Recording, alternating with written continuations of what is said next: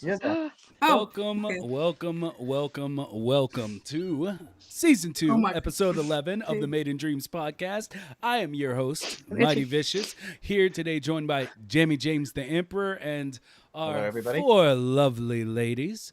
We got Apes on Fire. Hi. We got Zodira.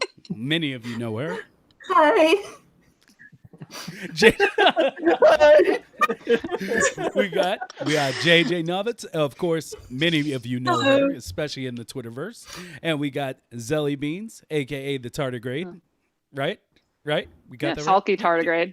Yeah. Underscore tardigrade. Underscore. Yeah. And yeah, so as stated beforehand, let's jump right into it. We'll start with Apes on Fire. Just give us your rundown. Tell the people who you are. Oh goodness. Hello. Uh, my name is April. You can call me Apes, or Apes on Fire is my Twitch and my PSN name. That's how I'm known on Dreams. And basically, I've been streaming on Twitch for about a year now. And last year, a friend of mine told me about Dreams, and I thought, I'm looking for a new game to play. So I started streaming that, and it's been really good fun. And I've met loads of new people. Lots of people have like come into the chat, and yeah, it's been really good. Some people have asked me to do some voiceovers in their dreams, which have been quite fun. Um, Mm. and I'm from the UK. I'm English, if you can't tell. Oh, good old Hello. English. Hello. Now Jamie doesn't feel so alone. I'm not alone anymore. So, I mean, being that you came into Dreams, like, what exactly interested you in it? Like, was it just that a friend was like, "Hey, there's this new game," or did you have any? A lot of people we have on the show are like, "I've been here since the beginning," and what brought you in? Was it like, is your normal day job creativity, or did you just see it as an outlet? Like, So I think I'd just seen some random like YouTube videos where people posted things that they'd made in dreams. I didn't get the game really thinking, oh yeah, this is now finally my chance to create my own video game, sort of live out some sort of childhood dream of like wanting to make my own video game. I didn't purchase it and thinking I'm gonna learn these skills. I'm probably like the least technical dreamer that you've probably ever had on your podcast and ever will have on your podcast. My main thing is that I like to play other people's dreams. So I've definitely been drawn into it from other people's creativity and wanting to check that out really.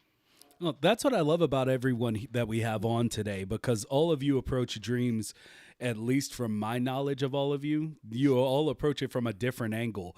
And I thought yours was extremely interesting because, as you said, like I've heard you say on your, lurking in your, in your Twitch stream, that you're kind of there as the player, Mm. and that's one of the demographics that people say we need to we need to increase the number of players as opposed to creators. So I found that really interesting, and that's why I guess I'm kind of pressing the point with you, which is just like, as the player, I guess I don't know.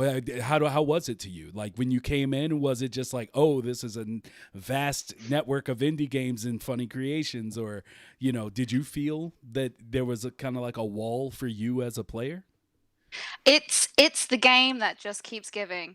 It never gets old. There's new stuff to play every week, and I always feel like so grateful for all these amazing creators just constantly, spending so much of their time and their creative energies making stuff that I can just sit back and enjoy playing every week. So, yeah, it's absolutely fantastic, really. And I've really loved getting to know the community, becoming part of the community, as well as watching other people stream and play Dreams, such as the weekly community challenges, the 30-minute challenge, high school wars. Like everyone's sort of doing their own sort of Twitch Dreams shows now, which is really fun. Indeed. But as a player, yeah, I've grown up playing video games, always really enjoyed that. And I'd say within Dreams, I have a special talent of breaking pretty much almost every dream that I play. I always seem to find the glitch, which I'm quite proud of. I Okay. quite enjoy when I find a problem in someone's game. I think the best one that I found was Lotta and Seb from Team Pig Detective were watching me play Pig Detective 3, and like near right at the end of the game, I found a glitch, and they were like, "Oh my god, this has never happened before. What have you done?" I was like, "I don't know." It's like, "I don't know. I pressed a button and I broke it." So, Apes on Fire, #1 game breaker. yeah, Yes. definitely. Yeah. Anti-dream hacktivist. That's good.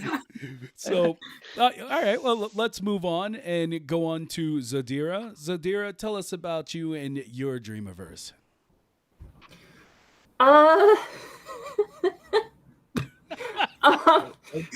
Oh boy. Sorry, it's like No, it's fine. on the It's fine. spot. So I'm Zodira. I'm basically the resident Dreamiverse VTuber or V-streamer. I guess I should say so I actually found Dreams originally many years ago when it was first advertised at E3, because I used to play all of the little, I own every single Little Big Planet game, including Cardi. But I completely forgot about it for the longest time because it wasn't coming out on the PS3. The PS4 been out for a while, and then randomly, something 1 month before early access was about to open up, I found out about it and jumped in right then and there. I think most people know me for just logic and voice acting, and I've had a lot of fun actually meeting new people in the community and just all of the crazy characters that exist here in the Dreamverse. Is I think out of all of the communities I've been in, the Dreams community is probably the nicest and most welcoming of them all. And Agreed. I mean, if it wasn't for Dreams, I probably wouldn't have seen to light some of my lifelong dreams come to life, Yeah. getting into voice acting. But I wouldn't have gotten that if I didn't have the chance that I was given in Dreams. Just because I'm too chicken to do it otherwise. Well, as a person who I wouldn't say I'm chicken to do anything. It's hard to get into voice acting unless you have a connection. It really is, as I've also ventured into that realm. So it's not necessarily an easily accessed profession to go into. So don't beat yourself up. And I'm glad you got to do that in Dreams, as it's one of the things that I guess we share, because I've always wanted to voice act, and yeah, it definitely gave me a way to do so. So awesome. Yeah. And that was probably the best thing.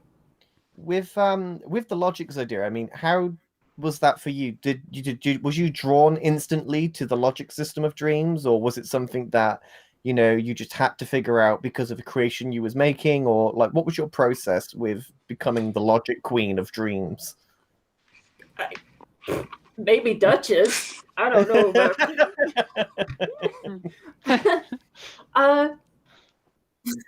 logic.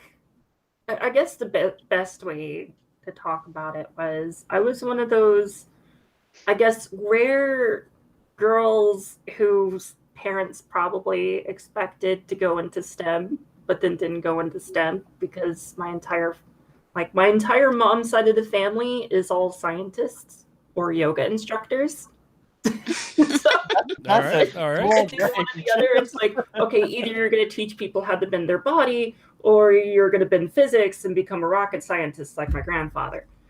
Wow. But at an early age, I just loved to take stuff apart. And my parents got really pissed off that I kept taking everything apart. So they bought me this like starter kit for like a science circuitry set to learn circuitry with. And I got to play with that up until a wonderful storm of Katrina rolled through. But I got to actually get back into that kind of stuff, like Boolean logic and things, thanks to like the Little Big Planet series. And I was one of those few people back in Little Big Planet 1 who was doing logic using physics and mechanics to make logic gates from scratch. Wow. So I would do all that, and so when it came to dreams, the main thing that I actually wanted to get into was the logic. That's the first thing I went into, and the first thing and biggest hurdle I had to go through was figuring out what was different between Little Big Planet and Dreams. And there was a significant amount of things that was different. Like base bits of logic did the same thing, but the way they went about it was different. So sometimes I'd run into really weird situations and glitches and other things and stuff like, oh, I can't make my analog to digital converter the same way I did back then. I have to go a different route and completely rewrite it from the ground up, kind of thing. So my oldest stuff in the Dreamiverse is literally just logic, and that's all I ever did was pretty much logic until I got a couple voice acting gigs. Awesome. Well, then, we're going to get back to some of that because I do want to go more in depth with that. And for those that don't know, Zodira is part of the Dino crew. So like we're underutilizing her right now while we build stuff. But when it comes logic time, we're going to have her on and present to just talk to y'all about all of it. But let's move on to JJ. Welcome. Tell us about yourself. Hello. My name is JJ. Am I lagging? Oh no, I'm so sorry. It's fine. Okay. But okay. Most of y'all know me from Twitter or see me through Twitter. I got Dreams actually just through YouTube videos similar to Apes because I was interested in it. And I got it and none of my friends got it. So I was just like, how am I gonna, because I had no skills in creating or doing anything, but I thought it was really cool. And I found myself drawn to wanting to share other people's works and stuff. And at the time, like last year when it like first came out to like buy, people were telling me like, oh, Reddit is the #1 place to go for these types of things. And I don't know why, but I absolutely hate using Reddit as a platform. So I was just like, is it on Twitter? Because I like Twitter more. And I saw that there was a smaller following on Twitter. And so, it was like, I want to become the #1 person for Twitter and Dreams. And so what I started to do was share other people's stuff of content creators. And over the year I saw like people join Twitter and I got to share their stuff. And I mean I'm sure there was like a following already on Twitter, but I was being a little bit little arrogant there. But and so I just love and enjoy seeing other people's things and being able to share, and it's like a different way of like content curating instead of in dreams, like sharing it on social media and other platforms and stuff. And what I most enjoy about it is when people ask for help and stuff on Twitter, you get more of a response than you would Reddit, I think, in my opinion. So so yeah, I've really enjoyed doing that over the past year, and want to continue to be a social media force. Well, Yeah. Go ahead, James. Oh, sorry. I was going to say, I definitely agree. I think Twitter is where Dreams is at. The I'm a community. number one cheerleader. That's what I'm going to say. Love the people stuff. I think the reason why Twitter is so fits for Dreams so much is that Media Molecule themselves are very active on Twitter. Like, you know, if you tag Media Molecule in something, if you come with a problem or, you know, you find a glitch or something, they're gonna instantly reply to you and say that they're looking into it and stuff. You know, they are really on top of their Twitter game. So I think that's why the community seem to focus on Twitter, because, you know, that's where the people that made Dreams is at. And I think we've just managed to build like this small Twitter community now. There's all these different lists, and you know, the hashtags are relevant. So yeah, I love Twitter for Dreams. It's pretty much the only reason I have a Twitter account anymore. Yeah, it's the reason I made my Twitter account, because I was just like, this seems like the place where Dreams is happening, and I was like, I stopped using everything else just because I wanted to have a positive feed. I remember social media had become so negative that I was just like, I made the Mighty Vicious account, and then the only thing I follow is Dreams on that account. So like, it's only positive stuff, and it helps me personally in my life to not have to worry about a lot of the other things flying around on the internet. But I would like to say thank you to JJ, because back when no one knew who Mighty Vicious was, she was one of the first people that actually came to me. I was going to say that. Yeah, she was one of the first people that came to me and like actually started open conversation with me about things. So thanks. Yeah.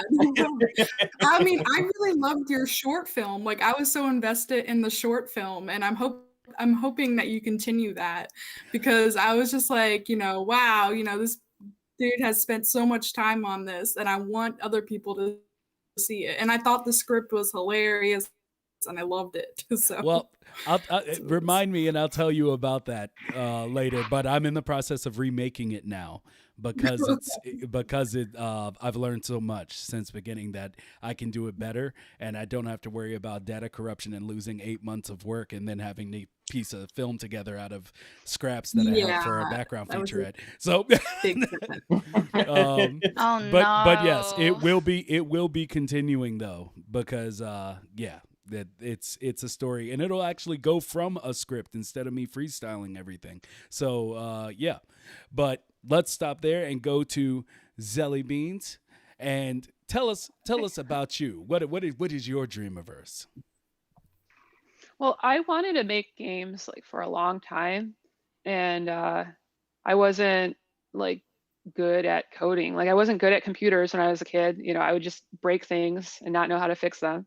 I actually wasn't even really that good at games, but I like, you know, video games, but I was good at like strategy games. You know, I would play a lot of whatever, also everything. I play like all these board games with my dad. And then like at some point I came across like a coding thing, and I was making a game, and I was like, oh, this is cool, because I took one C course in college, and I was like, oh, not a coder. I hate this. Like, I don't want to be sitting in front of a computer all day. This is terrible. It's because it was C though, and like C is not a fun language to work with. It's not fun. It is not fun at all. But so then I'm like, all right, I'll learn JavaScript, you know, and then I'm like, okay, maybe I can make games with this. And then there'd be like some engine, but it was like very, very, like very limited. So I'd be like, oh, you know, I think it would be cool to have like shapes collide with each other and always know when they're colliding, even though there's a lot of them. And they'd be like, you got to build your own collider system for that, you know, like this. like 3.js doesn't handle that, like whatever, 2. I don't even remember. Like, all right, maybe learn an engine. So I would try like Unity, like I never progressed that far in it, because every time like I'd have all these ideas and I just want to build it, and it'd be like, well, first you've got to like fix this bug, and then like something won't install right, and now you got to download more things, and like it still won't work like what you intended in the end anyway. So like 3D Tetris will turn into like, okay, I can stack blocks, but sometimes like they end up inside each other and start bouncing around, and okay. Like they would just be half finished projects, and that was okay. Or I'd do a tutorial, and I'd have like a 5-minute game where you're doing something. It was just very unsatisfying. So I'd like, all right, focus on things that are maybe going to be more useful for me. Maybe games is not going to be a thing that happens. And then like on my birthday, I saw like open up Twitter and saw something about this dreams thing, and like, like it just looked pretty. Like just the art style, like that flecky, painty thing. Yeah. And the fact that it was a game, like whatever it was that I saw, just looked really awesome. Like, wait, there's a new game engine. Like, all right, I will try this, because I tried a bunch and kind of bounced off of them. So I got it on Valentine's Day, actually. That was what I asked for Valentine's Day, was just dreams. It was like, just download it. And just jumped right in. And that's when the Corona stuff was already starting here, but like we didn't know it. So like there was this week where like I was just like coughing like all day, like took off of work and just sitting there like coughing, like trying to use the controller, and it would like bounce, and I'd be like, oh, I lost my thing, because like the imp would move way off to the distance. It was so miserable. But that meant I got to put in like those solid like couple dozen hours like right away in those first few weeks, so I could get past like that early learning curve and actually be building things. And I just build everything. Yeah. But little things. So I've noticed that you share some things on Twitter, but I feel like you're keeping a little bit back from us. Are you gonna no? Because I saw the troll jaw, or the goblin jaw thing. Yeah. And I got him like chewing, Yeah, I really like that. And you were doing some experiment with trying to deal with the like how many puppets you can have on screen. Yeah, so I made like a puppet, or it's not even rigged. Like there's no connectors. It's just like I made like a head and shoulders piece. I made like a upper arms piece and a lower arms piece, and legs. And then the legs, there's like sitting pose and standing pose. And then I made a face out of paint. So it's just, and I made it so that you could dress the guy. Like I found a couple different shirts that work with like just a little bit of scaling. You could just like pop it on the guy. So I dressed him as a peasant, but he could be dressed up other ways. So you could have your NPCs, like one sitting at the market stall, and then you could have his arms go up or whatever. Like I've put default poses so they can do like this.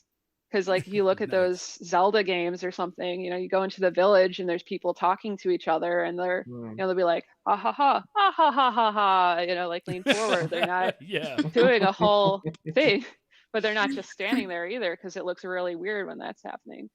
And if you do that with puppets, like your thermo just goes like crazy. Like you can't have that many of the puppet exist in your scene at the same time, even if you remove the chip, because there's all these apparently like hidden like laser pointers on their feet and stuff.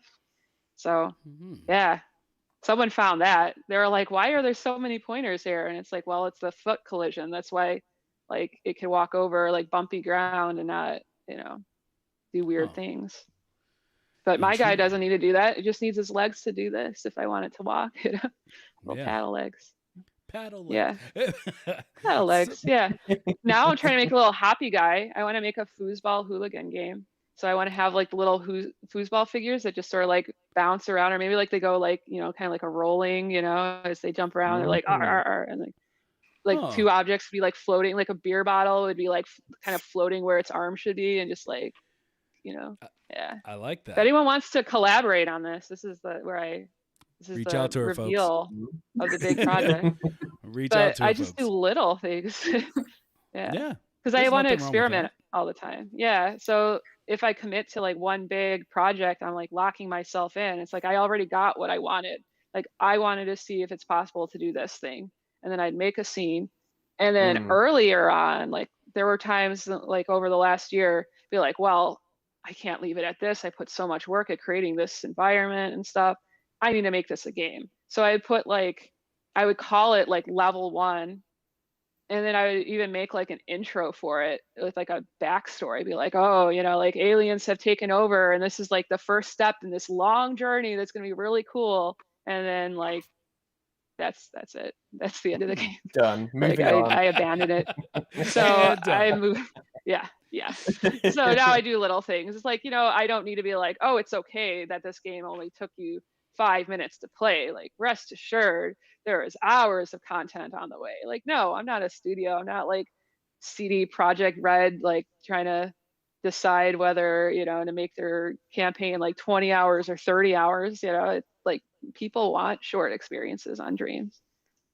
And now I've got more into making songs, which is like the ultimate like short. You don't even have to be playing Dreams. You could put a song on and like walk away and like do your chores and listen. So, interesting. yeah. And how are you finding the music scene on Dreams? I love it. Like that was like the big change because I knew like I always wanted to make games and like I finally found that. And now that I've got Dreams, like I know this is a possibility. Like I could see myself actually like shipping something outside of Dreams someday. But with music, like I grew up studying the violin. Like I did choir and stuff from time to time. So I had the ear, but I never really learned that much of like music theory.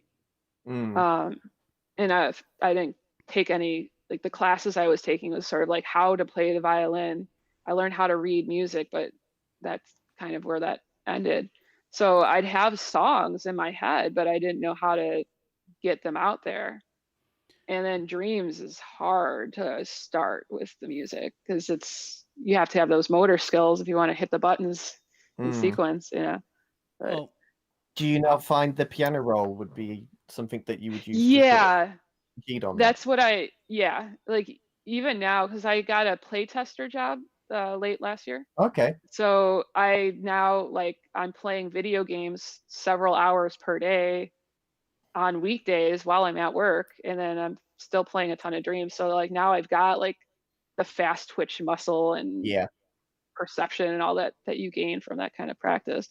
So now I have more freedom in that regard, but I still prefer like copying and pasting. Like I don't even use the draw tool that much because it tends to kind of like kick you out of it when you do stuff. I do the same. I draw one note and then I just copy and paste off of that one note. Lengthen it, make it softer. Yeah, so much easier. Yeah. And I do the Dream Sounds jams every week on Monday. It's All Stars Twitch. Yeah. And like that's such a great community. They're so welcoming, you know. Like I'll show up and be like, "Oh, hey Zelly," you know, like a bunch of emojis, you know. Just the way people are on Twitch. That transitions us really into our next section, which was that like how has your reception been in the Dreams community? Like what and like I said when I was talking to you guys outside of the podcast, like this isn't a way to go negative or anything like that, but what has ultimately your experience been? Like a few of you touched on it as far as like finding your place in it, but also like I guess expand on that, like with Apes on Fire, like when you said a friend got you into it, which friend was this? Is this the friend that I think it is that's in the chat? No. Oh, okay. No, no one who is part of the Dreams community. Just a mate of mine. I was like, "Oh, have you bought Dreams?" I was like, "No." I was like, "Oh, check it out. It's pretty cool." I was like, "Yeah, all right."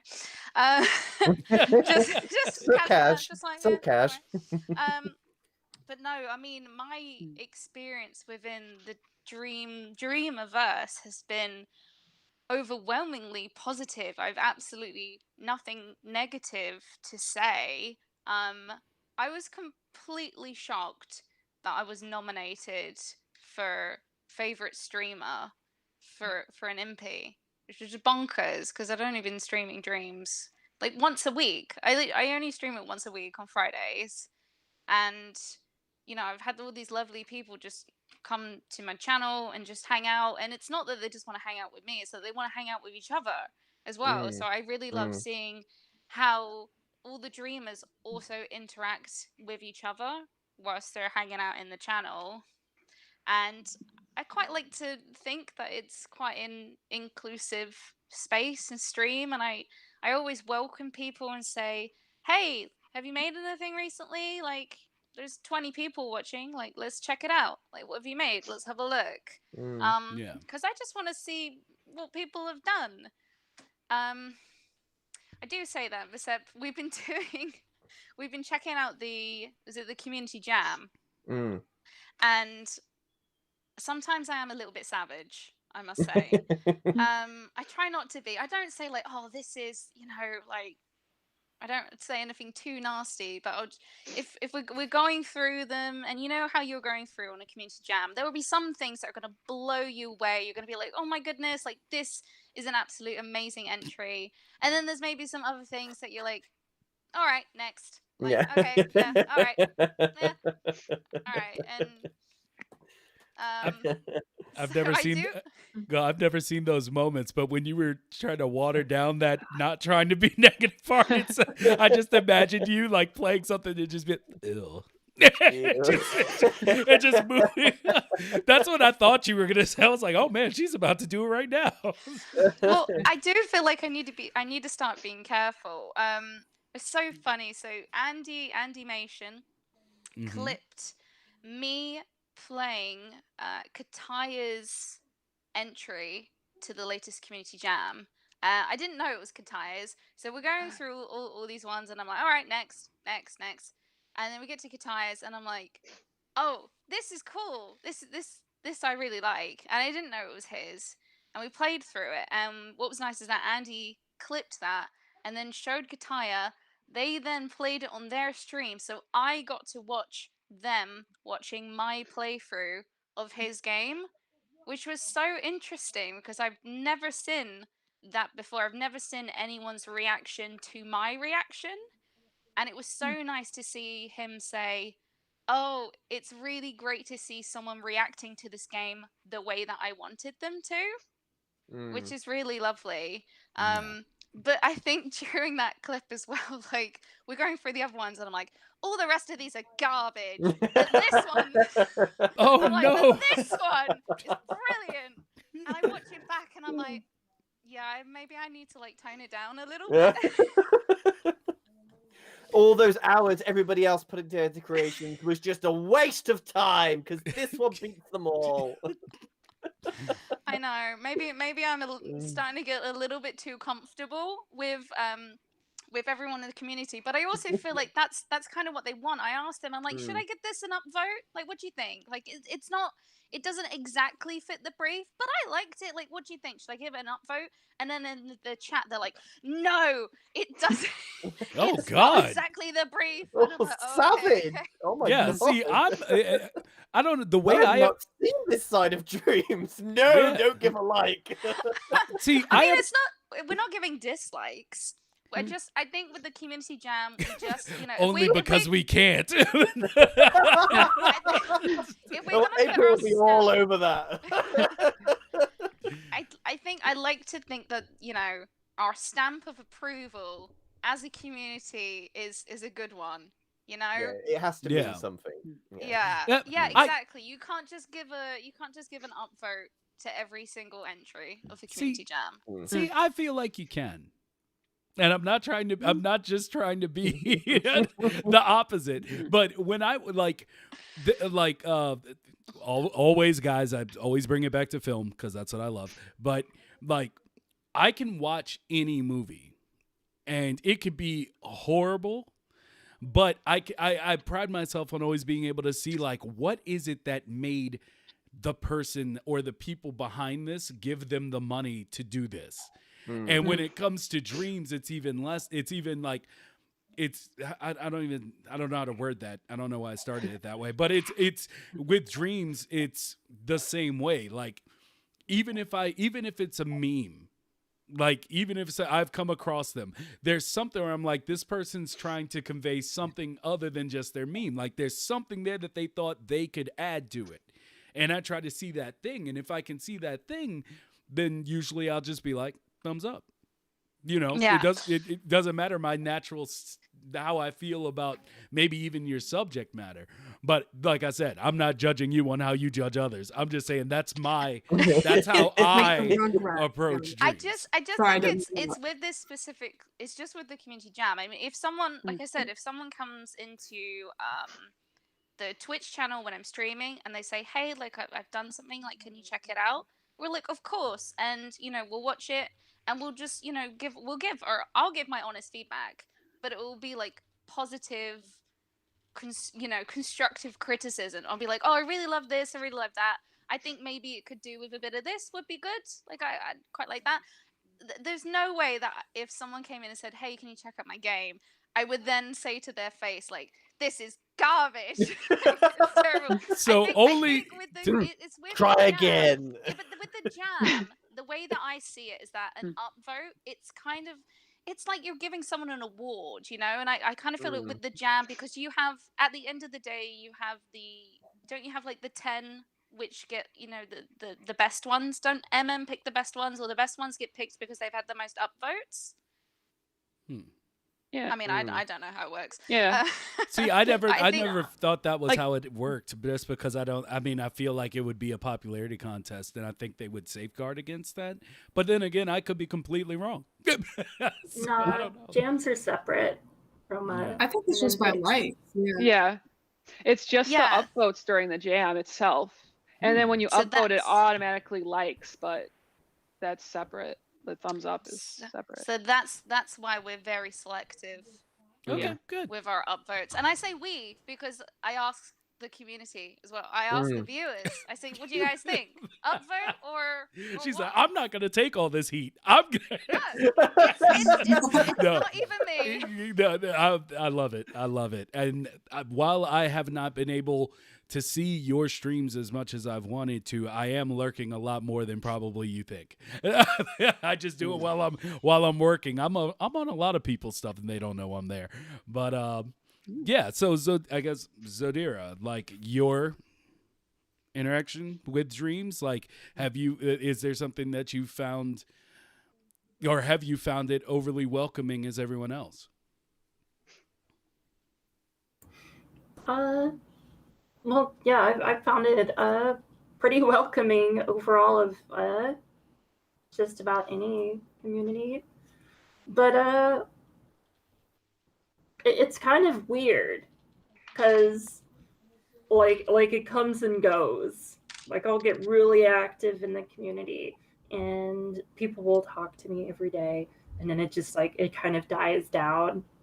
And there's barely any communication in the community, and then it picks up again, and then there's a lot of communication again. I think it's just kind of like the wax and wane of people actually having like new projects come into existence.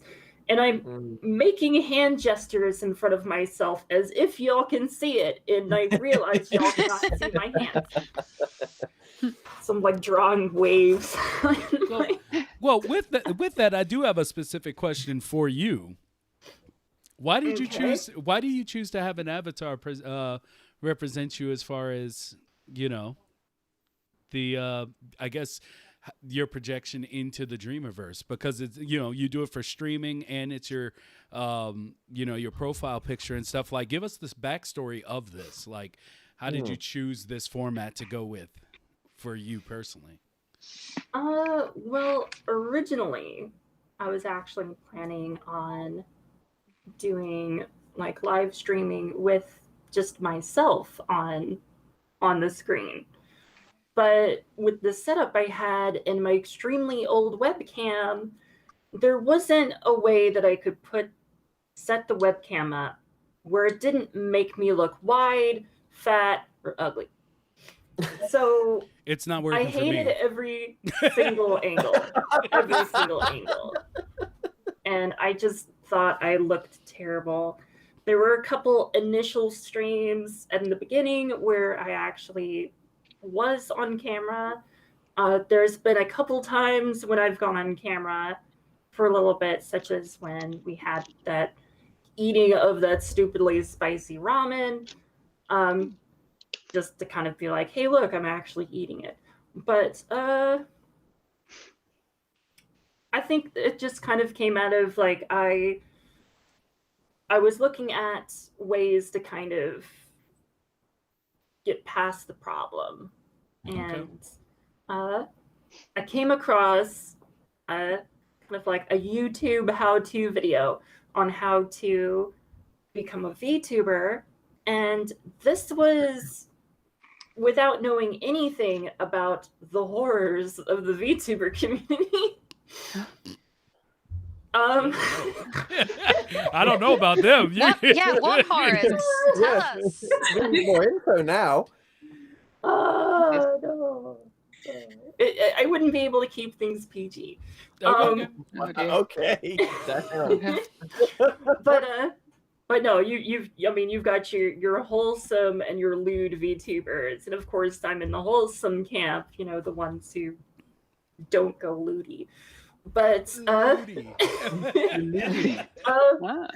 knew absolutely nothing of the community, so I went into it completely blind, just looked up tutorials, got it set up, spent a good, probably the first 2 or 3 months of me streaming was just me very slowly putting my avatar together. So the right skin, the clothing, eyes, hair. The initial hair was horrid, and making hair for these things is a pain in the ass, which is why I haven't had an update in ages. And that's why the only real difference you see is differences in like clothing. So if you've ever caught me on one of my like streams where I'm playing either something really old or something scary, I'll have this kind of glitched out avatar, and it probably took me a month to just really get the hair right for just a recoloring the way I wanted to do it with all these negative colors and stuff occupying it. Well, I like it. I've always been a fan of things like the Gorillas and other artists that use like this persona that they can push out and kind of keep a distance between themselves and and really the audience, but it's more like a creative, even maybe more realistic representation of that as they see it for how they present themselves, and I love it. So I just thought it was really interesting, and I have no clue how to do it, so I'll probably be looking it up after this. I mean, just it does take a fair amount of like CPU power. Like tracking with this can take anywhere between 30 or 60% of my CPU just to do the tracking. Wow. That's depending heavy. on which of like 3 programs I might use. So I have this is the program I use whenever I'm streaming off of my using like my Elgato with like a console or something, because then my computer is not dedicating hardware to a video game. But if the computer is dedicating hardware to a video game, I'll use a different camera, or not a different camera, a different program that can't track me as good as this one can. So like just this much, it would lose tracking, but I can do this and everything with it. But or sometimes you might even see it to where I don't even have this. I just have an image on the screen that represents me, which the current image I've been using was a drawing that Zypher drew a while back. So like, yeah, I'll use that if I have absolutely no power left over after the video game for like face tracking that won't be all glitchy and stuff. So, but I do like to mess around. The avatar itself, though, did cost some money. Yeah. No, so it's a buy-in There's thing. there's a marketplace for clothing, and Wow. I put down. I don't think I got. I think this was a free dress, but the lab coat one. There's a lab coat, a skirt, and shoes that I had to pay for, and they come with their own little commercial license and everything. Oh, Not wow. a lot though. I That's think so like overall it's like Such a $50 for everything. How often do we get to see your avatar's shoes? yeah. Only if I'm dancing. And once in a while, if I'm streaming and I'm listening to music or something, and it's a lot of music and dreams, I'll actually open up a second face tracking program that I can actually tell not to face track, but to play animations. And I'll choose a dancing animation from it and just stick it in the corner, and that's a dancing Oh. Zodira in the corner. Is your computer like Megatron's arm or something? Like, how are you powering all this? This computer was built in 2013. Wow. It's an i7 3770K and a GTX 680. Wow, that's surprising that it actually runs after you Yeah. say, like, sometimes 60% of the CPU is just down to tracking. Like, you're running on pretty old hardware. It's just the tracking portion of the software. It uses a lot. And for whatever reason, and God knows why, like, for whatever reason, right now it's deciding, instead of using the typical 30 to 40% that the program would want to use, I do not know why. I'm going to find out why, but it's only wanting to use 7% at the moment. And I'm going to find out why, because I need to figure out what I did.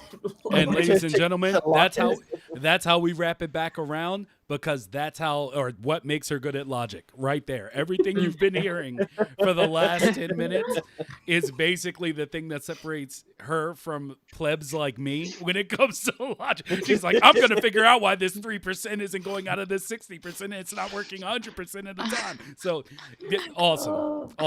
I'm probably the only person here who's got a monitor on their keyboard for like computer temperatures for everything. Wow. Yeah, I think you So might be. cool. So, Yeah. JJ, let's move on. I guess how has the community been for you? You touched on it more than I think everyone when we were doing the initial run-throughs, but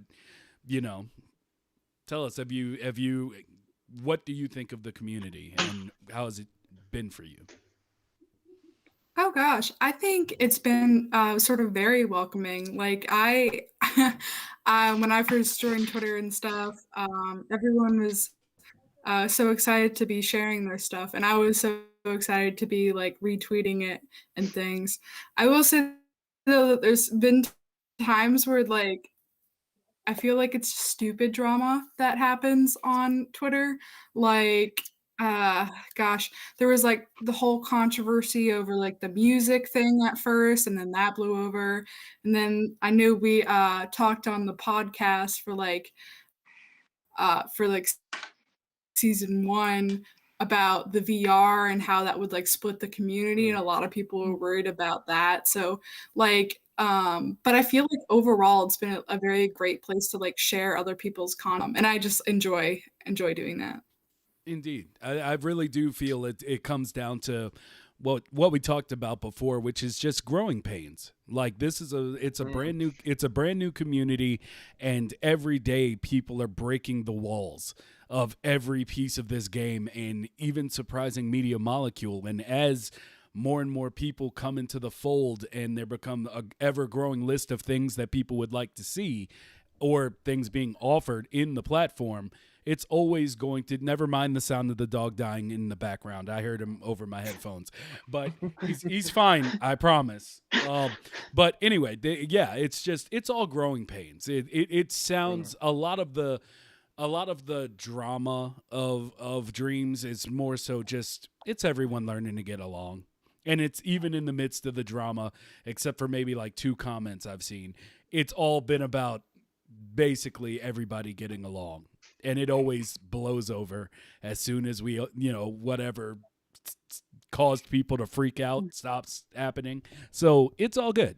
It's all good. And once again, shout out to JJ because, she once again. She really is like, you really are like really active on Twitter. Like, I would say you're probably one of the most active dreamers on Twitter. Like, I always see you in my feed every day. Like, JJ retweeted this, JJ retweeted that, JJ commented on this, JJ shared this. And it's so awesome to see that you are so committed to making sure that everybody can see anything and everything Dreams related on Twitter as much as humanly possible. It's just so good, and you deserve an award for it, because you really are like an advocate for Dreams. And it's just like my notifications are always full with JJ did this, JJ did that, and it's just like, damn, this girl is committed. Yep, everywhere. Although it's saying that, I'm wondering if that's like too annoying, and I'm like, no, seeing JJ on their feed. Not at all. Not at all. I mean, like, there's loads of dreamers that I've actually found through your retweets. So, like, you'll retweet something, and I'm like, oh, that's really cool. I'm like, oh, I don't follow this person, so I'm like, instantly follow. Like, I would say you've brought me probably 80 to 90 followers that I've managed to follow just through your retweets alone. So do not stop it. Just keep going. Heck yeah. You're spreading the word, and it's working. Yes, definitely. Awesome. I'm so glad to hear that. Keep up the good work. I really is. I have a question for JJ, if that's okay. Yeah, of course. How dare you? No, I'm just playing. I know, I'm so sorry. You just take a break. I'm taking over. Awesome. So I was checking out your creation, What's Your Fortune? Which is the one button jam. And I noticed that you had like so many different people's voices collab on that. So I just want to ask, like, how did you reach out? Did you just reach out to people on Twitter for that? Yeah. Like, how did you get everyone together? Yeah, that's mainly what I did. I was just like, I messaged people. I'm like, hey, I'm don't mean to be weird, but hey, do you want to do some voices for this one project? And I told them what it was about. And actually, I think when I did that jam, I was still like relatively new to Twitter. So I was very like wondering how many voices and responses that I would actually get back. And so I was surprised in that regard of how many people like thought it was a really cool idea and wanted to do it. And so when I put that together, it was very fun. But yeah, mostly that was just outreach through Twitter. I think I did a couple of stuff on the Discords too, like people's Discords asking. But it was mainly just Twitter. And then I think I shared the final result on Reddit, but like that didn't get anywhere. But so anyways, Twitter's the best, I think, option for doing that. That's really cool. I mean, like, that's just another thing about Dreams as well that I'd love to just quickly mention, is that the word yes is seen so much in Dreams. It's like, can you help me with this? Yes. Do you want to collab on this? Yes. Do you want to do voice acting on this? Yes. Do you want to do this on Dreams? Yes. Like, people are just so open to doing things on Dreams. And it's just so nice to see, like with JJ, she reached out to all those people and got all those people involved in it. It's so nice to see a community on a platform that is so open-minded to everything, not just their own projects. It's like a lot of people on other communities are like, oh no, I don't have the time. I'm too busy working on my own thing. Like, it's all about me. Whereas with Dreams, it's like, okay, yeah, sure. Let's jump on that for 10 minutes and see what this is like. I just love that everybody is so open to just working on everybody else's stuff. It's great. What I think what made What's Your Fortune successful too is that I was only asking for like a voice clip. Like, I wasn't asking for like, hey, can you do like this 40-part animation sort of thing like for it too. Like, I was like, hey, it's like one-liners, and you can do it in any sort of style and like way that you want to do it. So like it made people like actually kind of want to participate too, because it was such like a fun thing to do for them. I don't think they felt like it was like a burden on them to do either. So I feel like that's like where a lot of projects succeed in that regard too, for like collaborations. You're actually interested and you want to do the project other than feeling like you have to do it. Yeah. But it's like Definitely. even people that are far too busy with their own projects to sort of commit to anything long term in regards to collaboration. You know, I've seen it loads of times where, you know, you ask people, oh, hey, do you want to, you know, work on this? And like, well, I can't work on it full time, but I'm happy to spare you a few hours and give you some pointers, or, you know, or I'll just sculpt this one thing for you if you like. It's like even when people are committed to their own projects full time, they still find the time to help out people within the community, and it's just really, really nice. Well, I say thank you, Apes, for taking over. No, because Sorry. no, don't apologize at all. Because a lot of times I feel like people, when they come on the show, they let us guide it. But I think the best shows or the best episodes that we've done have been where people take over. And because mostly a lot of you are here because I do want to hear from you.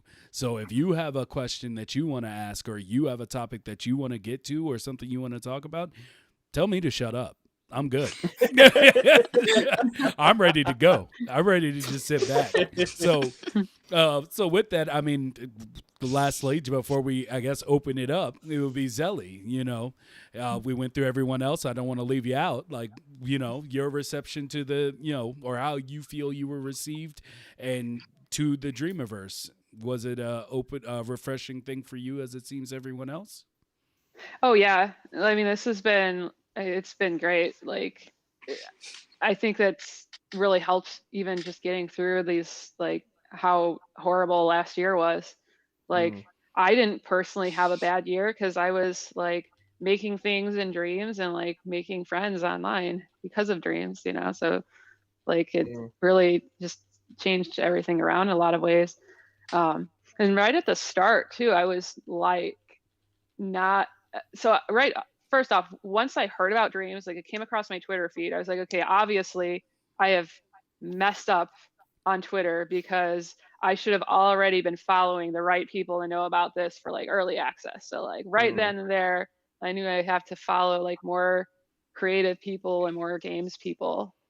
And then like I would sometimes come across, you know, in Dreams, I'd play a creation like, oh, that's cool. Go to the profile, see a Twitter handle there, and join, or add them, whatever. The first person actually was Casey Jones because I played the opposite day games, like just like, you know, just binge them over the course of the day or something. And it's like, oh, well, one of them, you're like married to him. So it's like, well, okay, this is my spouse. I better be following him on Twitter, you know. That's the consummation, is the Twitter follow. And like I'm over 350 followers now, which is like that's an inflection point. You know, it's not the big scary ones where you can just go viral out of nowhere, you know, but it's like enough, you know.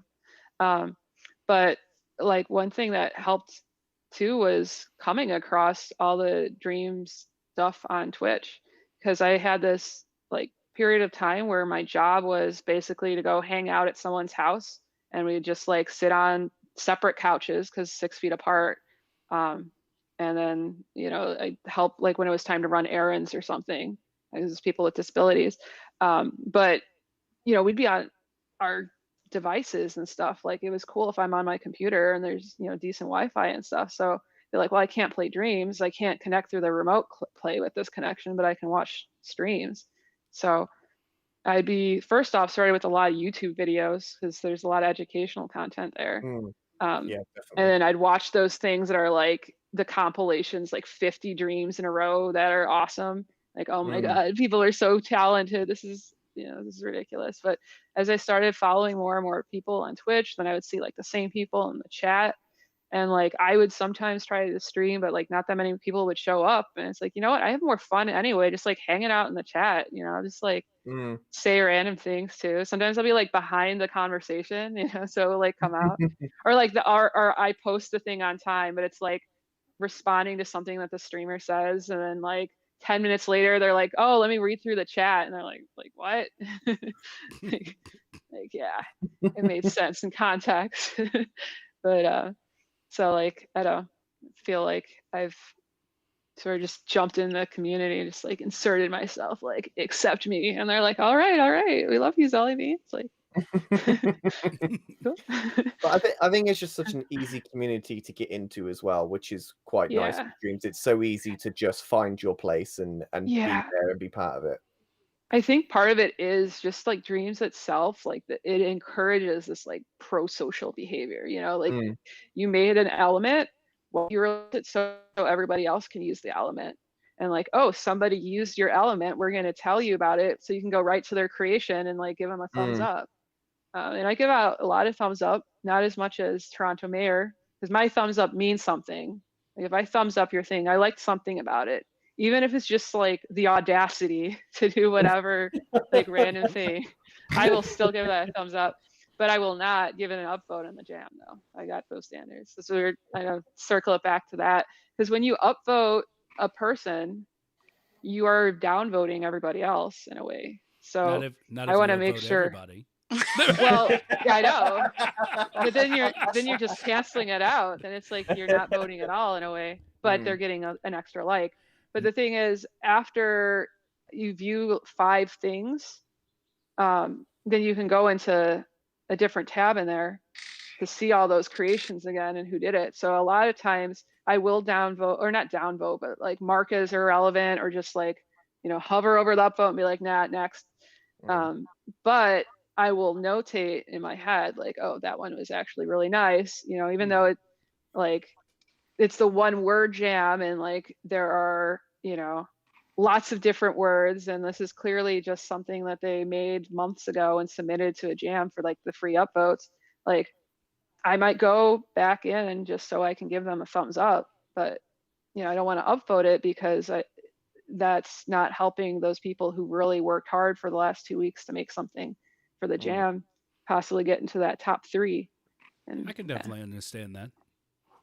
And it's almost like a community thing, like the jam voting, it's almost like a responsibility. It's like, all right, I pick up my own trash, I turn the lights off when I leave the room, and I only upvote the relevant, high quality content on the community jam. See, like I feel so much better now. I feel you've made me feel better. Like I was starting to feel a bit guilty about what I was saying. Oh, no, that wasn't my point. Dang it. I was watching some stream where someone was like wanting to download everything. It's like only like the cream of the cream would get the upvotes. I'm starting to remember who it is. Someone like that's a thing you can buy with your like channel points, is like to take over voting. So they were just like, nope, down. Like, see, yeah, the Apes. I wasn't trying to do that before. That wasn't the point I was trying to make. But no, it's because I understand that it's more so goes to what I saw Nivi Artist put in the chat, where he was saying like, I don't necessarily like competition within art. And so that's my approach to it. Like, it's all art. I don't care about a jam. Like, I don't care who wins a jam or who gets more upvotes on a jam. So for me, my thumbs up, while I guess it still would, go towards the things that y'all are saying, like, would be kind of like the negative aspect of it. It's just that as a person who doesn't believe in the spirit of competition, like me, like I don't believe in the spirit of competition in anything. So for me, it's just that was cool. All right. Thumbs up.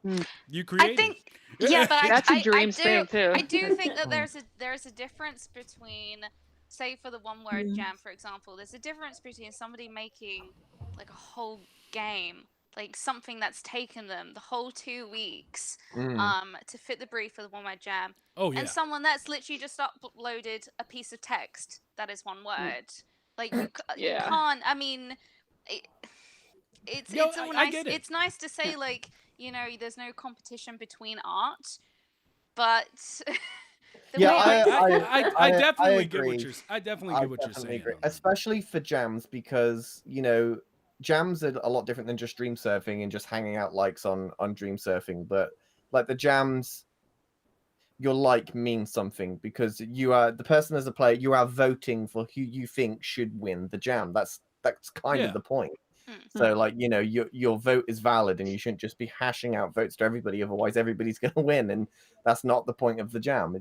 Wait. Also the upvoting everyone. upvote everyone Oh. only works if you do like the whole run, like every entry. Because otherwise it's just like the 10 people that you happen to like, like, oh yeah, community jam ends tomorrow. Okay, I'll watch some things. That could be it. The only people that get your votes randomly chosen. I mean, my ancient times. My ancient times.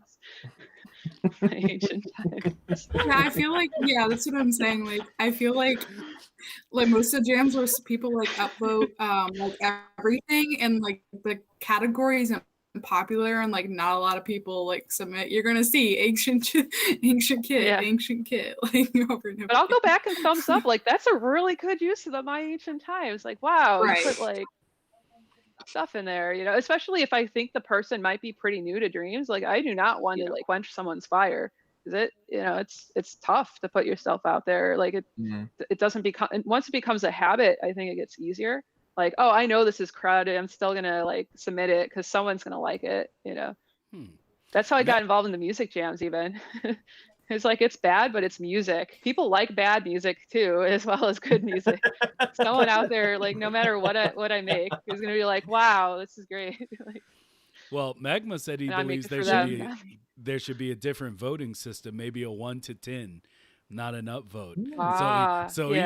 So basically he's going for the old school, like what was it? I think it was the Netflix that started with the numbers and then went to thumbs up. Yeah, they did. Yeah. Yeah. I mean, that could be interesting. That could be interesting. Yeah. I mean, as far as jams go, I definitely see the folly in the way I see things. As far as with the votes. No. I definitely. It definitely is. But to be fair, a lot of the times, because of the way I think, unless I find your thing on my own, I don't vote.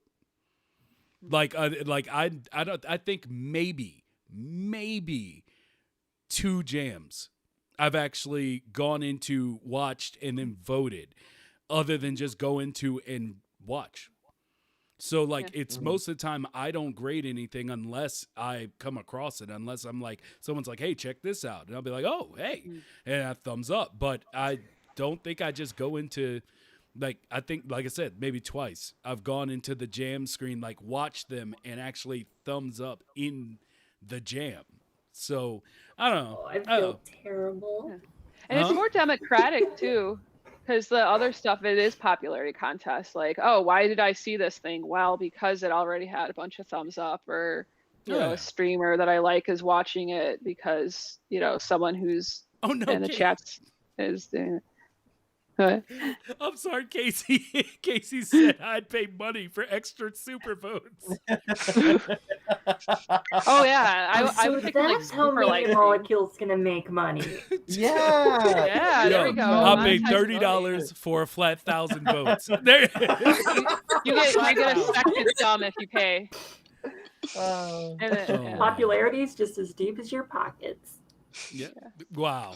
Well, I mean, it works everywhere else. You'll make me feel so bad. I think I've only voted and not even done all the entries in those, in like 3 jams. Oh, but you do other stuff. Yeah, I like you fulfilled your community responsibility. Yeah. I mean, I actually didn't even start playing Dreams games until like 8 months ago. It's when I started actually even playing anything. Yeah, but I mean, to be fair, you are trying to recreate the Matrix in Dreams, so like we'll let you off with that, Oh no, it had nothing to do with any of that. It actually had to do with the profile leveling. I wanted mine to say design, and I didn't want it to say anything else. So for so many levels, I specifically wouldn't do anything but stuff that would go towards design, and it's why I have such a tiny ass level at this point.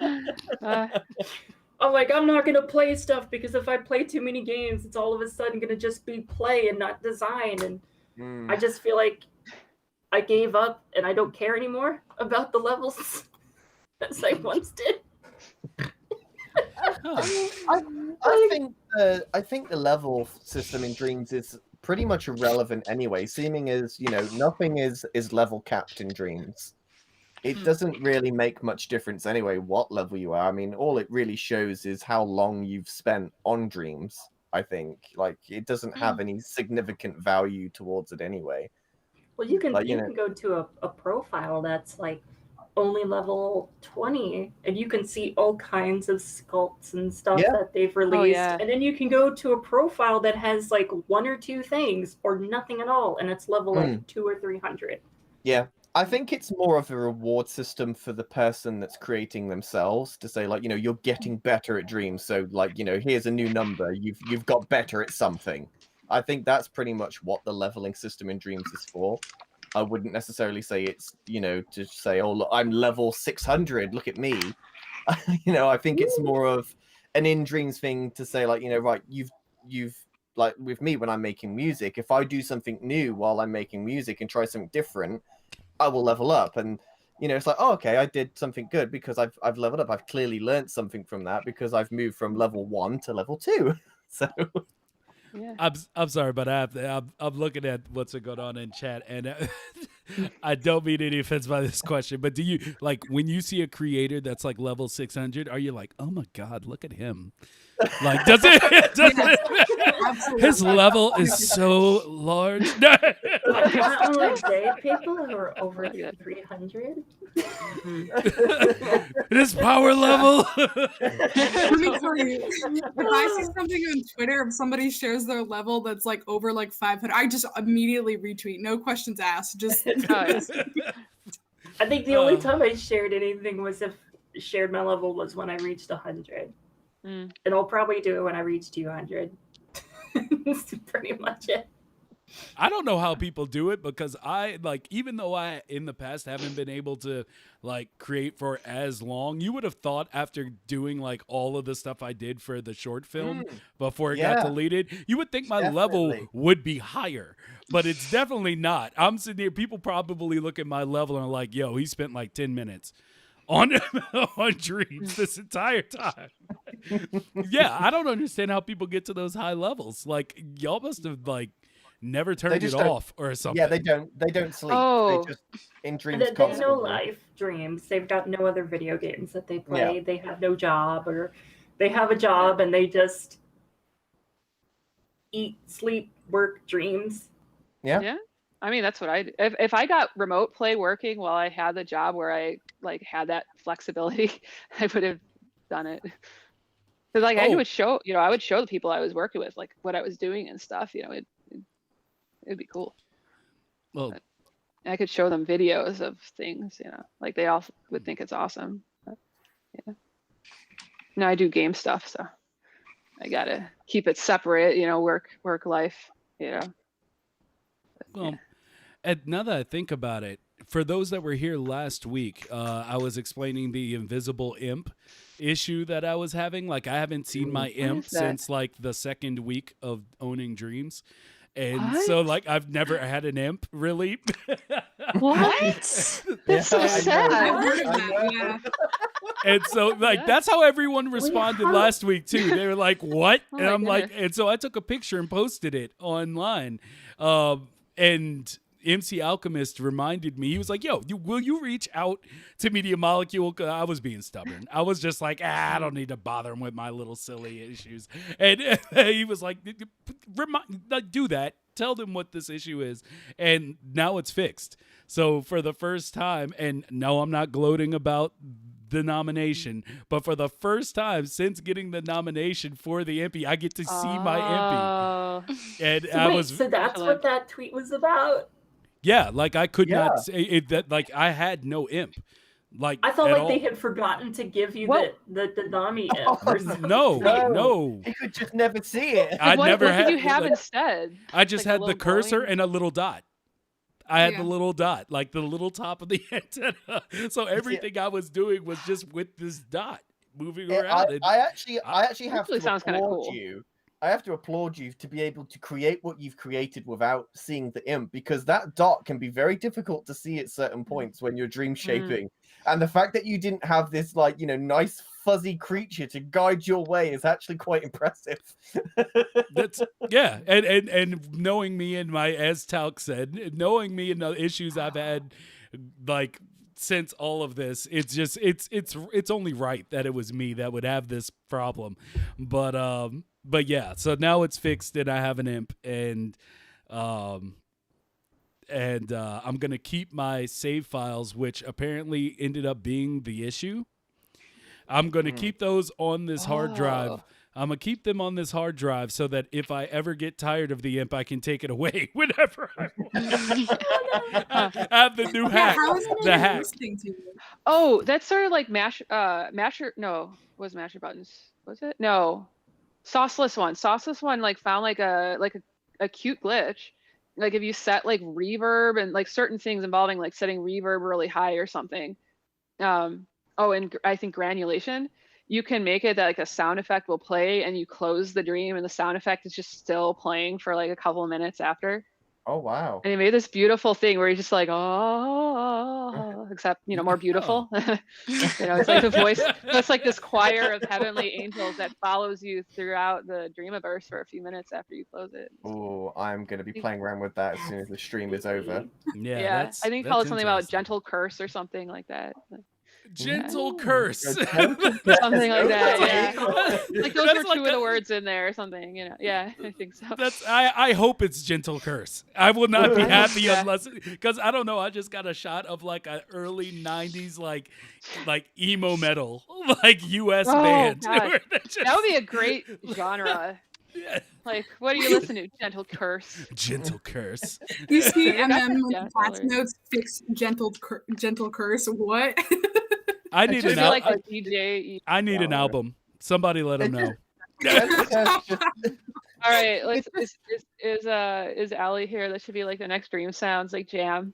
Gentle curse week. Yeah, gentle curse. Yes. Okay.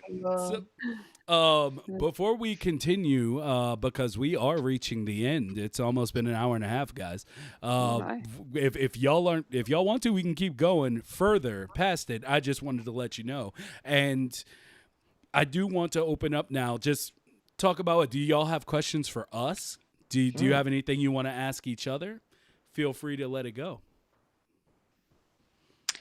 Zodira, how is the ball in a cup game going?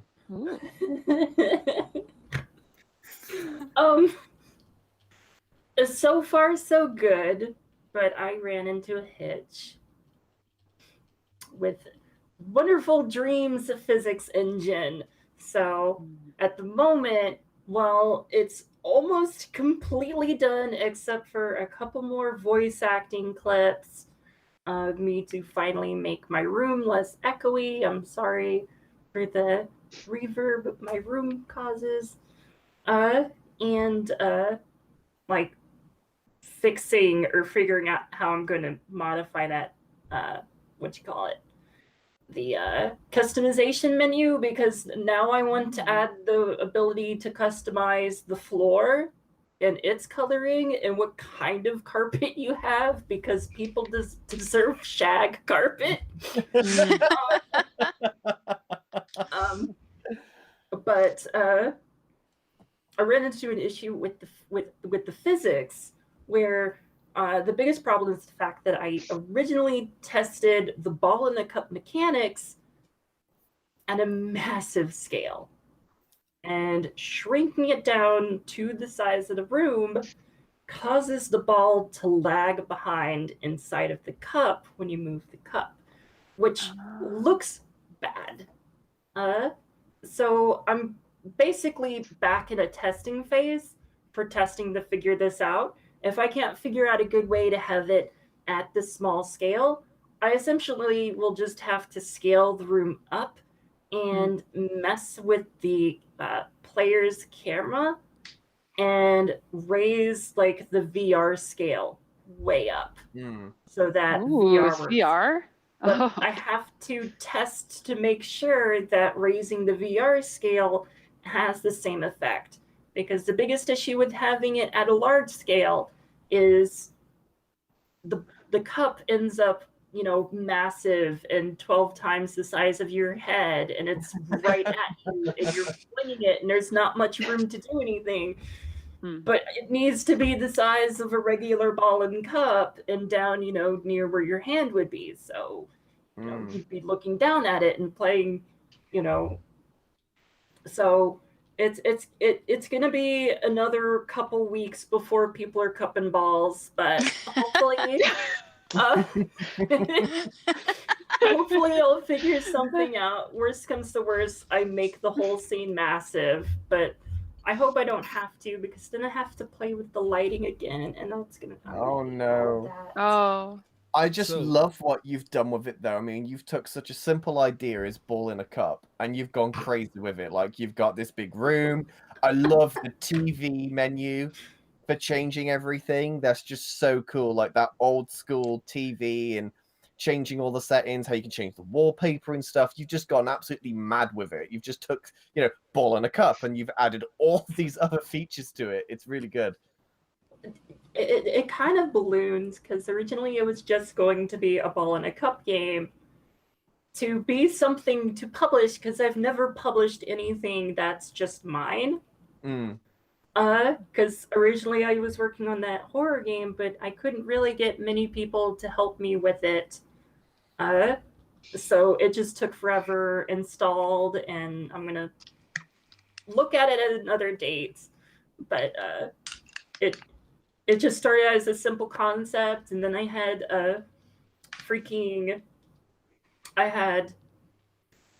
Keld test it out, and he said it was pretty neat, but he couldn't tell where the ball was really in relation to the cup, so there needed to be a floor.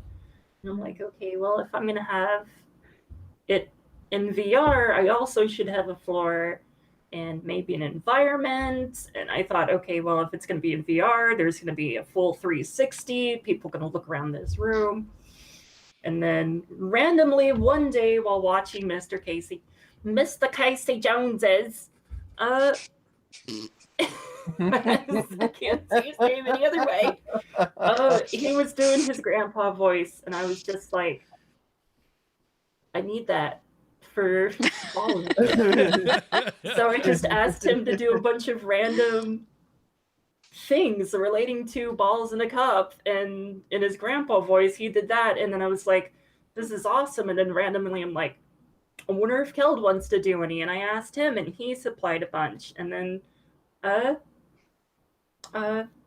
asked Mick Yeager to do some, but he's kind of taking a break from Dreams, so he hasn't supplied his lines yet.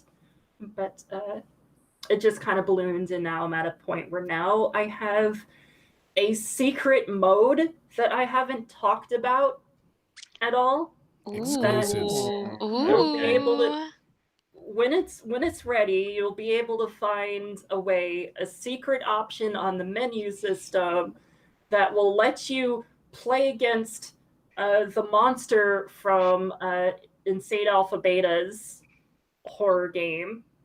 Oh God! That he voice acted. Like, basically, just there's you know, the boogeyman, the monster under the bed basically shows up and challenges you to a ball in a cup game. Okay. You'll win if you get a certain amount of cup. You know, if you get a certain amount of points. And wow. I don't think you have it to where you can see him, but who knows? I might get carried away and have this ghostly cup in front of you that's playing against you. I don't know. And is it just VR, or can you play this non-VR as well? You can play it non-VR. It was originally made to not be in VR. The controls are a bit weird, though. They take some getting used to, but they're completely playable. Okay. But making sure it works in VR is actually the test, because it's perfectly ready to go at like a large scale, and I would just have to increase the size of the room, mess with the lighting, and hope it all works just fine. But I do want to shrink that stuff down, and I might find a happy medium where maybe I shrink the ball in a cup down halfway and, increase the room size a little bit or something. Awesome. So Apes on Fire and JJ, Zelly do, but is there being that both of you kind of exist outside of the creation process? Has there been I guess has the feeling grown to like try to transition over to really just like, instead of just being not necessarily on the outside, as like you said, done voice work, stuff like that, but have you looked at it and been like, I kind of want to make this thing? Like, have you had that bug bite you yet? Yes. I'll go first. I remember when I first got Dreams, I wanted to recreate like this old DS game that I absolutely loved and nobody's ever heard of. It's called Magical Star Sign, so if anyone does, go you. And I was actually in Acer's streams, and he was just like, there's no way you can do this because of like the variable limits and stuff like that. And like my hopes and dreams are just like shattered there, like literally. Oh no. So I was like, okay, also I had no experience creating at all. And so like I kind of took like a step back and I was like, okay, I want to support the people that like can do that. You know what I mean? Like, because so over time I've kind of done sort of little projects on my own, but they've never got finished besides like What's Your Fortune, and that was mainly just me doing like logic, very simple logic. But I've definitely like just dabbled in it here and there, and mainly when you look at my profile it says design, but I also really like to do like writing and story stuff. So I've helped like people with their games as sort of just like, this is how this story will make sense and stuff like that, and then you don't normally really see that in like the profile and stuff. So it does feel like a lot of behind the scenes sort of work, but I find it really funny. Okay. And Apes?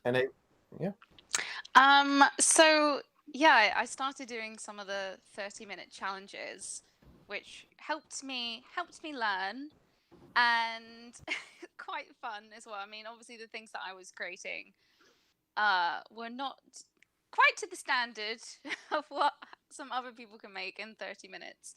But it was a really good way to learn really quickly, because I was like, okay, this is what I did last week.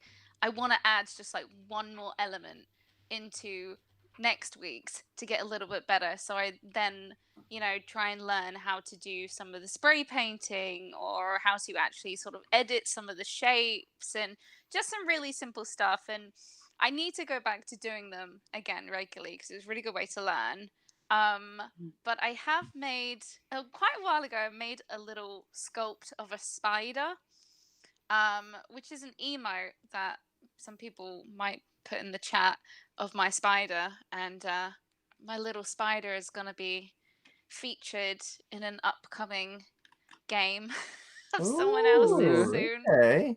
The star of, dare I say it, Opposite Day 10. Ooh, wow. Okay. There's my spider.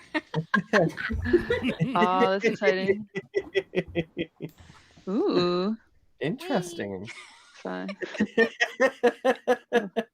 Yeah, so I mean that's really. Oh, also for my Twitch channel, I did make myself some nice little starting soon and be right back scenes that I could switch to, because I'd seen other people on Twitch with like really really fancy ones, and thinking I'm gonna have to pay someone for some sort of animated be right back screen, just to try and make my Twitch channel look professional. And then it just hit me one day. I was like, oh my goodness, I could make one in Dreams. Yeah. And I love it so much. I was so happy with it. I just threw That's together. how I made mine. Yeah, I had it in my head what I wanted, and then I just searched a bunch of random assets and just threw them all together. I was like, done. It's great. Yeah. And that's another great thing about Dreams, just dragging and dropping stuff in and just making something out of all the Dreamiverse assets. I absolutely love doing that. I mean, I'm absolutely terrible at creating, as anybody would tell you. I have nothing released, that's original at all. And I just love messing around dream shaping, just dragging a load of random stuff together and plopping all together and making a scene out of nothing and then to something within 10 minutes. It's just so cool to just mess around with. Well, I'm learning to get over myself and do that. So that's been my big thing. It's not necessarily that I don't want to use something that's better than anything I could do. It's more so that it's just like there's this thing where I'm just like, okay, I'm gonna do this. And it's like it as a one-man army, it's just the dumbest possible way you could possibly try to do something. And it's like me getting over this thing of like, no, you make it. And then you do it well, you learn, and that's how if you want it, you make it. And it's like I can't remember who it was, but it was a few episodes ago where somebody was saying that, it was Scott. From I can't believe I can't remember the Dark Tales. Tales from Darktown. Yes, there you go. Jesus Christ, my brain.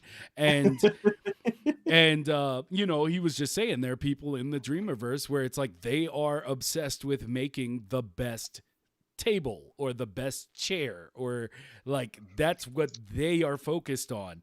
And it's like, so you have to balance what's more important to you. Like, is it more important to you to use your time to get this thing out, or to try yourself to make the best chair when you're just not good at it?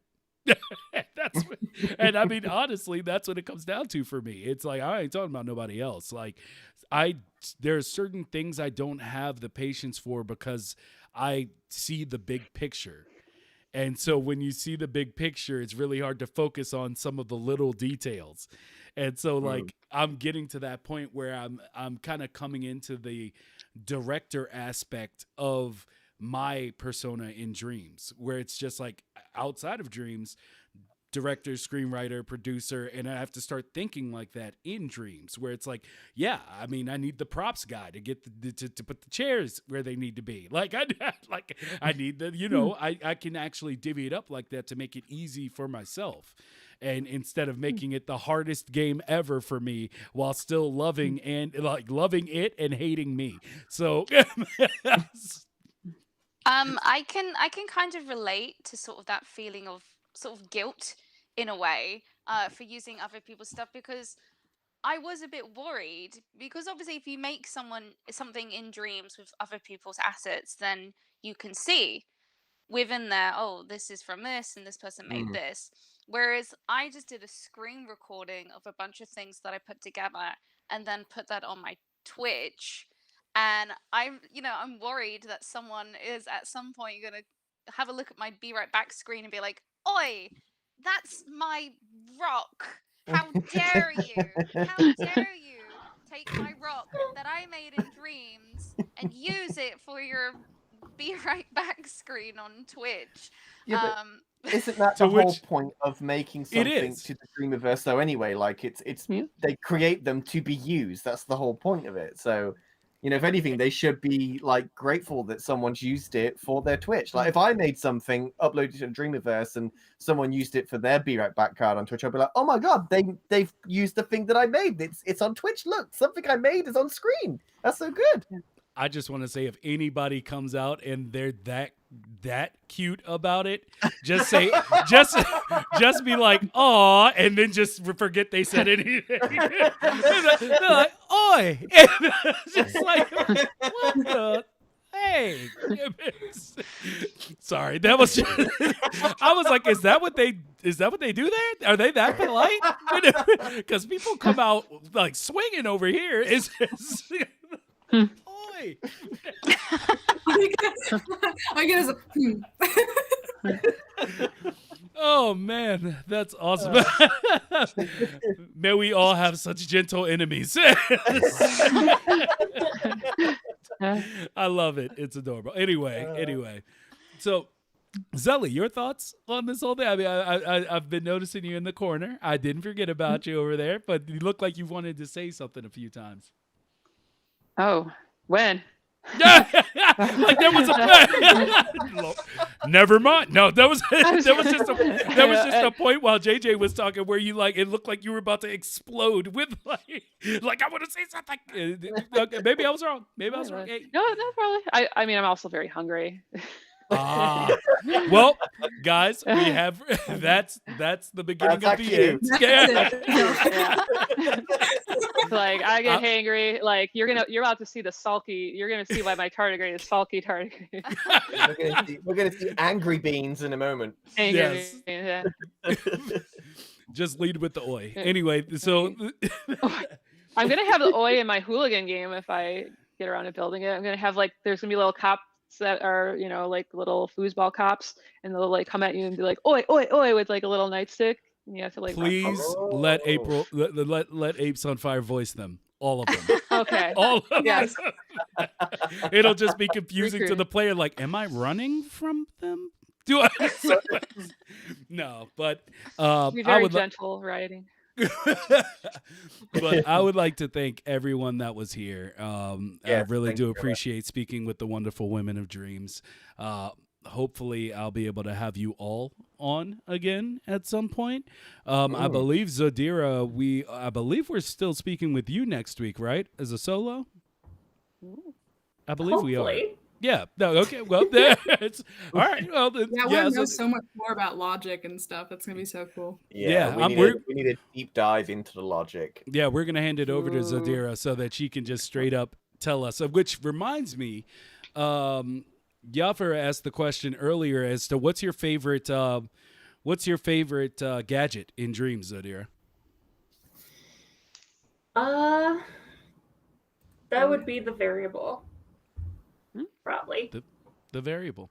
And next week she'll tell you why. No, because if you're like me, you have no idea what the hell she's talking about.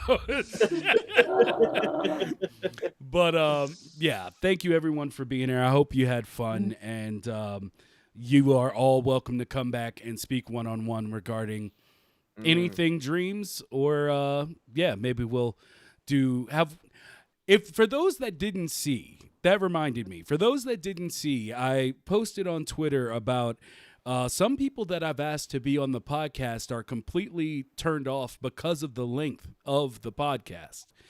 And so we're throwing around the idea of doing one-on-one interviews with just random creators, where if you have a reel or if you want to go over one of your creations, we'll just do a one-on-one that's like 15 minutes that we can basically just do it anytime to fit people's schedules, and that way we have a lot of time to just go deep dive into a specific thing for those that have questions.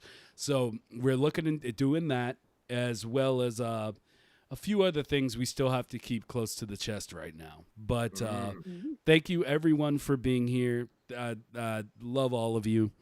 And any final words for the peoples from y'all while I get everything straight over here?